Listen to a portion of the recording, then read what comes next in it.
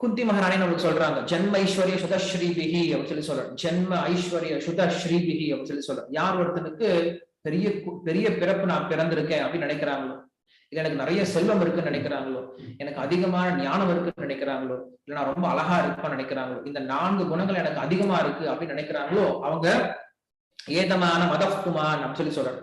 So அப்படிப்பட்ட நபர்களால நைவார்த்ததே அபிஹந்தும் வை தம் அகிஞ்சன கோச்சரக அப்படின்னு சொல்லி சொல்றாங்க. சோ அப்படிப்பட்ட நபர்களால உன்னை அடைவது அப்படிங்கிறது சாத்தியமற்றது.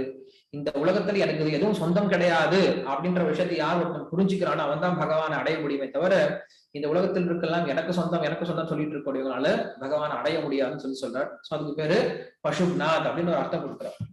இன்னொரு அர்த்தம் என்ன அப்படின்னா அபசுக்.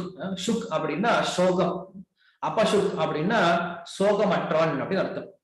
சோகமற்றவன் அப்படின்னு என்ன அர்த்தம்? ஆத்மா சோகமற்றது. ஆத்மாவுக்கு எந்த விதமான சோகம் கிடையாது. உண்மையில இந்த ஆத்மாவுக்கு எந்த சோகமும் கிடையாது. ஆனா என்ன பண்றோம், நம்மளே தேவையில்லாம நிறைய சோகத்தை எடுத்து வச்சுக்கிட்டோம். வீட்டுல நம்ம சந்தோஷமா இருக்கலாம், ஆனா நம்ம சந்தோஷமா இருக்க மாட்டோம். என்ன பண்ணுவோம், எல்லாரும் கூட்டி உட்கார வச்சுப்போம். தேவையில்லாம போன் பண்ணி வேற மத்தவங்க கிட்ட என்ன பண்ணுவோம், கேட்டு தெரிஞ்சுப்போம் என்ன கஷ்டம் இருக்குன்னு சொல்லிட்டு, இல்லையா? வீட்டுல அமைதியா உட்கார்ந்து இருக்கலாம், அமைதியா அவங்களுக்கு உட்கார்ந்து இருக்க முடியல, போன் பண்ணி நீங்க எப்படி இருக்கீங்க, அவங்க கஷ்டத்தை சொல்ல ஆரம்பிப்பான். ஓய்யோ இப்படி கஷ்டப்படுறாங்களே. நிறைய பேர் இப்படி பாக்குறோம். எங்க வயசான எங்க தாத்தா பாட்டி கேட்டா அது கதை தெரியும். அவங்க என்ன பண்ணிருக்கலாம், கம்முன்னு அமைதியா இடத்துல ரிட்டையரா உட்காந்துட்டான். உட்கார்ந்த என்ன பண்ணலாம், உட்காந்து கிருஷ்ணாராமான்னு ஜபம் பண்ணிட்டு இருக்கலாம், இல்ல பாகவதம் கேட்கலாம், படிக்கலாம். அதை பண்ண மாட்டாங்க, போன் பண்ணுவாங்க. டெய்லி போன் பண்றது, என்ன பண்ணிட்டு இருக்கீங்க, எப்படி போயிட்டு இருக்கு, எப்படி பிரச்சனை, அந்த பிரச்சனை என்னாச்சு, இந்த பிரச்சனை ஆச்சு, கேள்வி கேட்கறது. அப்புறம் உட்காந்து கவலைப்பட்டு ஐயோ இப்படி போயிடுச்சு, ஐயோ இப்படி. தேவையா அவங்களுக்கு, இல்லையா? யார் எப்படி போனா நம்மளால மாற்ற முடியுமா? ஒண்ணும் மாற்ற முடியாது. உட்காந்து கவலைப்பட்டு இருக்கு. சோ இப்படி தேவையில்லாம இந்த ஆத்மா என்ன பண்ணுதுன்னா, இது என்னுடைய குடும்பம், இது என்னுடைய வீடு, இது என்னுடைய தொழில், இது என்னுடைய வியாபாரம் அப்படின்னு சொல்லிட்டு எல்லாத்தையும் இழுத்து போட்டு இவனை கஷ்டப்பட்டு இருக்கான். இந்த ஆத்மாவுக்கும் இந்த உலகத்துக்கும் எந்த தொடர்பும் கிடையாது. இந்த ஆத்மா பகவானுக்கு சொந்தமானது. இந்த ஆத்மா பகவானோட சேர்ந்து என்னைக்கும் சந்தோஷமா இருக்க வேண்டியது.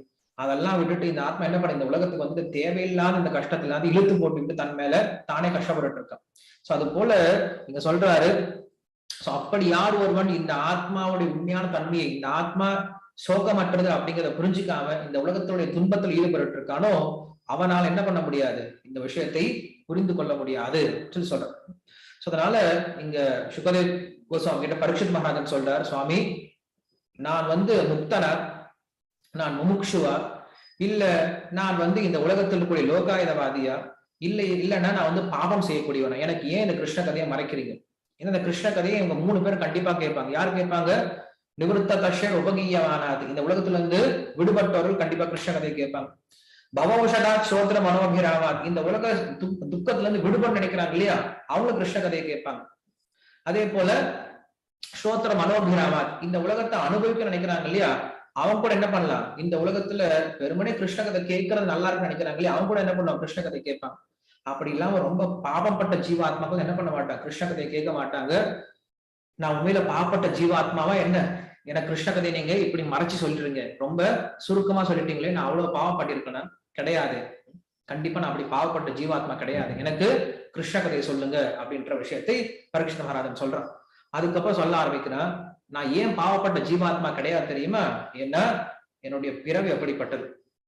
நான் அப்படிப்பட்ட பாண்டவர்களுடைய குலத்துல பிறந்த, எங்க குடும்ப வம்சத்தினுடைய குல தெய்வம் அந்த பகவான் மட்டும் இல்ல, கிருஷ்ணர் மட்டும் இல்ல அப்படின்னா பாண்டவர்கள் ஒருத்தர் கூட மிஞ்சிருக்க மாட்டான் குருக்ஷேத்திர போர்க்களத்துல. அந்த கௌரவருடைய சைன்யம் அப்படிங்கிறது ஒரு பெரிய சமுத்திரத்தை போன்று இருந்தான். அந்த சமுத்திரத்தை கடந்து வர்றது அப்படிங்கிறது சாத்தியமே இல்லாத விஷயம். பாண்டவர்களுக்கு பெரிய சமுத்திரம் முன்னாடி இருக்கு, ஒரு பெரிய நதி ஓடிட்டு இருக்கு, அந்த நதியை கடந்து போகணும் அப்படின்னா கண்டிப்பா சாத்தியமே இல்லை. நதியை பார்த்தா நம்மளுக்கு எல்லாத்துக்கும் பயம் வர ஆரம்பிச்சிடும். நதி அவ்வளவு வேகமா ஓடிட்டு இருக்கு, கங்கை அப்படி வேகமா ஓடிட்டு இருக்கு. சோ அப்படிப்பட்ட நதியை பார்த்தா ஒருத்தருக்கு பயம் வர ஆரம்பிச்சிடும். ஆனா அந்த நதியில ஒரு நல்ல கப்பல் நின்றுச்சுன்னு வச்சுக்கோங்களேன், எப்படி இருக்கும், ரொம்ப சந்தோஷமா இருக்கும். அந்த கப்பல் ஏறி உட்காந்துக்கிட்டு நல்லா சாப்பிட்டுக்கிட்டே என்ன பண்ணும், சந்தோஷமா போயிட்டு இருக்கும். இதே அந்த கப்பல் இல்லை அப்படின்னா அந்த நதியில குதிச்சு எப்படி தத்தளிச்சுட்டு வெளில போகிறது வழி தெரியாம இருந்துட்டு இருக்கும். சோ அது போல அப்படிப்பட்ட அந்த கௌரவர்கள் அப்படின்ற இந்த பெரிய சமுத்திரத்தை கிருஷ்ணருடைய பாத கமலம் அப்படின்ற ஒரு படகை கொண்டு ரொம்ப எளிமையா கடந்துட்டாங்க அப்படின்னு சொல்றாங்க. சோ கிருஷ்ணனுடைய பாத கமலம் இல்லை அப்படின்னா எங்களுடைய குலமே அழிஞ்சு போயிருக்கும், இந்த பாண்டவ சைன்யமே அழிஞ்சு போயிருக்கும். சோ அப்படிப்பட்ட அந்த கிருஷ்ணருடைய பாதம் எப்படிப்பட்டது அப்படின்னா, இப்ப வந்து நம்ம ஒரு கப்பல்ல ஏறணும் அப்படின்னா அந்த கப்பல் என்ன பண்ணும், நமக்கு நதியை கடக்கிறதுக்கு இல்ல கடலை கடப்பதற்கு உதவி பண்ணும். ஆனா கிருஷ்ணருடைய பாதம் அப்படிங்கிற இந்த கப்பல் என்ன பண்ணுது அப்படின்னா, அந்த சமுத்திரத்தை சின்னது பண்ணிடுதான். அந்த சமுத்திரம் எப்படி போயிடுது அப்படின்னா, ஒரு பசுமாட்டு ஒரு சின்ன கண்ணுக்குட்டியுடைய கால் குழம்பு இருக்கு இல்லையா, வந்து ரோடு நடந்து போயிட்டு இருக்கு. ஸோ நல்லா மழை பெஞ்சு மண்ணெல்லாம் கொல கொலன்னு இருக்கு. ஸோ அப்படி ஈரப்பதமா இருக்கும்போது என்ன பண்ணும் அப்படின்னா, அதுல சின்ன கண்ணுக்குட்டி கால் வைக்கும். கால் வைக்கும் போது அதுல சின்ன ஒரு குழி ஏற்படும். அந்த குழியில வந்து தண்ணி தங்கும், மழை தண்ணியும் தங்கும். தண்ணி தங்கிச்சு அப்படின்னா அந்த தண்ணி எவ்வளவு பெருசு இருக்கும், ரொம்ப சின்னதா இருக்கும். அந்த தண்ணியை ரொம்ப சீக்கிரமா தாண்டி போயிடலாம். சோ அது போல இந்த கிருஷ்ணருடைய பாதம் அப்படிங்கிற இந்த படகு என்ன பண்ணுது அப்படின்னா, இவ்வளவு பெரிய சமுத்திரத்தை ஒரு சின்ன கண்ணு குட்டியில கால் குழம்புல எவ்வளவு பெருசு இருக்கும் அந்த மாதிரி அந்த தண்ணியை சின்னதை பண்ணிடுது. சமுத்திரம் பெருசாகல, சமுத்திரம் சின்னதாகி போயிடுது அப்படின்னு சொல்லலாம். ஏன்னா கிருஷ்ணருடைய பாதம் அவ்வளவு பெருசு இருக்கா. கிருஷ்ணருடைய பாதம் வந்து எப்படிப்பட்டிருக்குன்னா, இந்த கரையில இருந்து அந்த கரை வரைக்கும் இருக்கா. சோ அதனால இந்த கிருஷ்ணருடைய பாதம் அப்படிங்கிற ஒரு விஷயம் இருக்கிறதுனால ரொம்ப சீக்கிரமா தாண்ட முடிஞ்சது. இல்லைன்னா பீஷ்மரை போன்ற திமிங்கலங்கள்லாம் அந்த கௌரவர்களுடைய சைன்யத்தில் இருந்தாங்க. அவர்களை தாண்டி வர்றது, பீஷ்மர் துரோணரை தாண்டி வர்றது அப்படிங்கிறது சாத்தியமே இல்லை. பீஷ்மர்கிட்ட போய் கேட்கிறாங்க, உங்களுக்கு எத்தனை நாள் ஆகும் பாண்டவர்களை அழிப்பதற்குன்னு சொல்லி கேட்கிறாரு. அவர் சொல்றாரு, எனக்கு ஒரே ஒரு பானம் போதும்னு சொல்லி சொல்றாரு. ஒரு பானம் போதும் பாண்டவ சைன்யம் மொத்தத்தை அழிச்சிடும்னு சொல்லி சொல்றாரு. அப்படிப்பட்ட ஒரு பீஷ்மர். சோ அப்படிப்பட்ட பீஷ்மரை தாண்டி வரணும் அப்படின்னா கிருஷ்ணனுடைய உதவி இல்லை அப்படின்னா அவங்களை தாண்டி வந்திருக்க முடியாது. அதனால எங்க குல தெய்வம் சுவாமி அவரு, எங்க குலதெய்வத்தை பத்தி எனக்கு கண்டிப்பா சொல்லுங்க சொல்லி சொல்றாரு. குலதெய்வம் அப்படிங்கிறது அடுத்த பட்சம். எனக்கு முக்கியமான தெய்வம், என்னோட இஷ்ட தெய்வம் அவர் பகவான். காரணம் என்ன அப்படின்னா, நான் கர்ப்பத்துக்குள்ள இருக்கும் போது என்ன வந்து காப்பாத்தினார் இல்லையா. ஏன்னா இன்னைக்கு நான் ஒருத்தன் உயிரோட எங்க பரீட்சத்துன்னு ஒருத்தன் உட்கார்ந்துட்டு இருக்கேன் அப்படின்னா அது காரணம் என்ன, அந்த பகவான் தான்.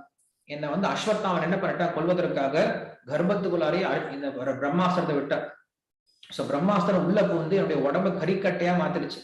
சோ அப்படி மாத்தும் போது பகவான் என்ன பண்றாரு, உள்ள வந்து எனக்கு அமிர்த வருஷம் பொழிந்து என்னை காப்பாற்றியவரே இந்த பகவான் தான் அப்படிங்கிற விஷயத்த சொல்றார். இல்லைன்னா இந்த குடும்பத்துக்கு ஒரு சந்ததியே எல்லாம் போயிடும். அதனால என்ன ஒரு ஆளாக மாற்றியதே அந்த பகவான் தான் சொல்லி சொல்றார். சோ பகவான் என்ன பண்றாரு, உள்ள வந்து தன்னுடைய கதையை வச்சு சுத்தி என்ன பண்றாரு, அந்த பிரம்மாஸ்திரத்துடைய தாக்கத்தை போக்குறார். சோ அப்படிப்பட்ட அந்த பகவான் வந்து என்னை காப்பாத்துறதுனால கண்டிப்பா அந்த பகவானை பத்தி நானு கேட்டே ஆகணும் சொல்லி சொல்றேன்.